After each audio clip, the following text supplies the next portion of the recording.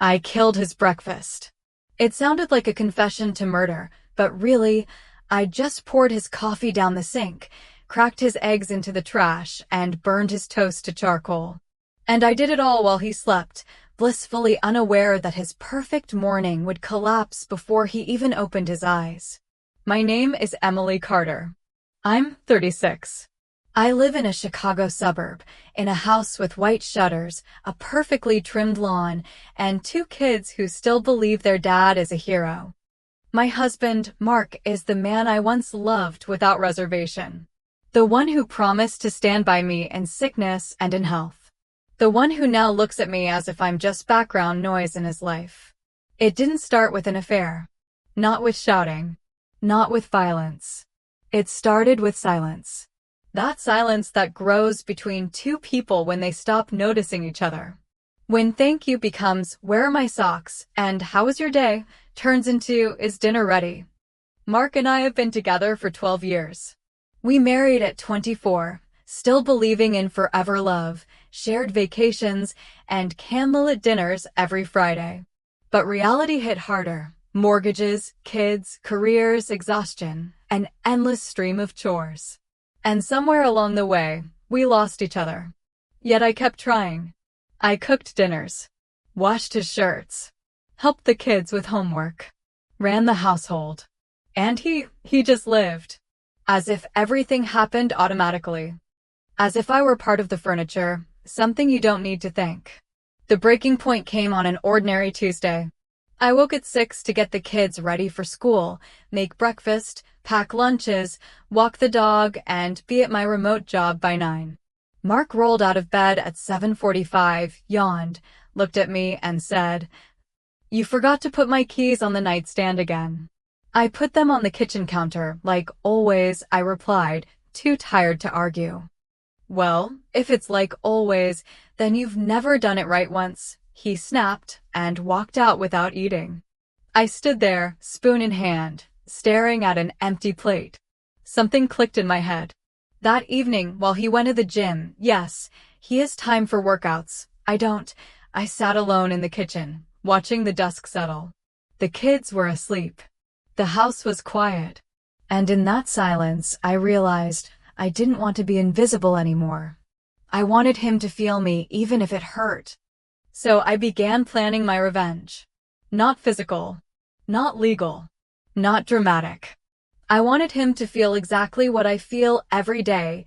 Irritation, being taken for granted, exhaustion from giving everything only to have it vanish into thin air. I started small. First, the breakfast.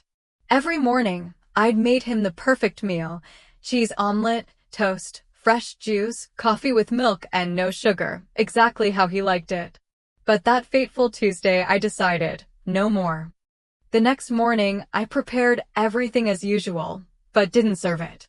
Instead, I poured the coffee down the sink, cracked the eggs into the trash, and charred the toast. When Mark walked into the kitchen, he found only an empty plate and a mug blackened with soot. "Where's my breakfast?" he asked, frowning. "Forgot," I said, not looking up. "How could you forget? You make it every day." "Well, apparently today isn't every day," I replied, and went to pack the kids' backpacks. He left for work hungry and furious. The next day, I forgot to wash his shirt for an important meeting. He found it crumpled in the laundry basket. "You knew I needed this today.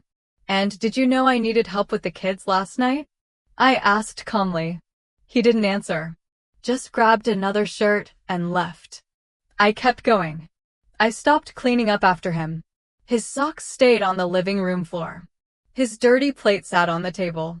His empty mug lingered on the windowsill. Within a week, the house looked like a war zone. The kids were confused. But Mark started noticing. He began asking, "Are you sick?" "No." "Are you mad at me?" "No. I'm just tired of doing everything for both of us." He didn't get it. Not at first. He thought it was a phase, a breakdown. That I just needed a break. But I didn't want a break. I wanted equality. So I went further. I stopped cooking dinners. Completely. "What are we eating?" he asked one Thursday. "I don't know. Maybe order pizza? Or cook yourself. I'm exhausted after work. Aren't I?" He tried cooking. Burned the pasta. Oversalted the soup. The kids refused to eat. He finished it all himself, grumbling.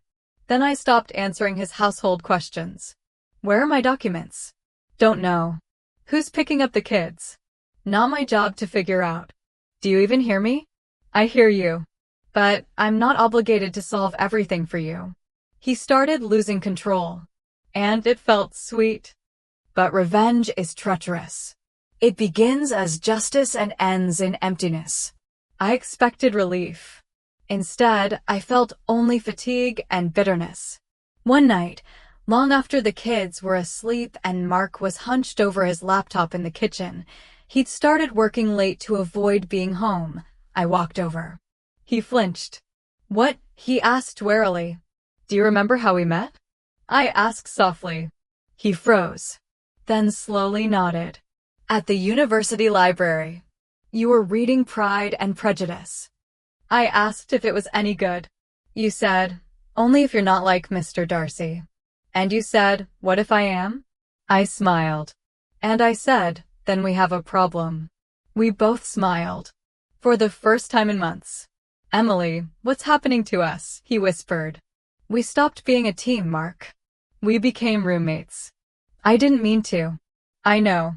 But you didn't notice. Because it was convenient for you. And it wasn't for me." He was silent for a long time. Then he stood, walked to me, and hugged me, not as a husband, but as someone who'd finally seen another human being. "I'm sorry," he said. "I didn't understand.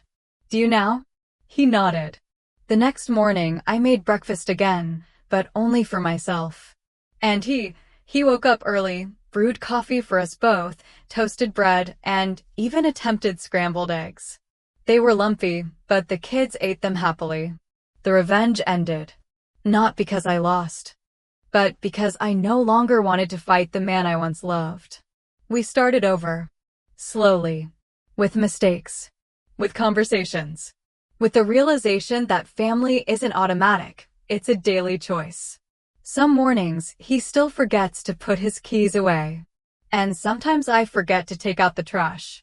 But now we talk about it, not with irritation, but with smiles. Because revenge isn't victory. It's a cry for help. And if someone hears it, you can save even what seemed lost. I killed his breakfast. But maybe, just maybe, that's how I saved our family.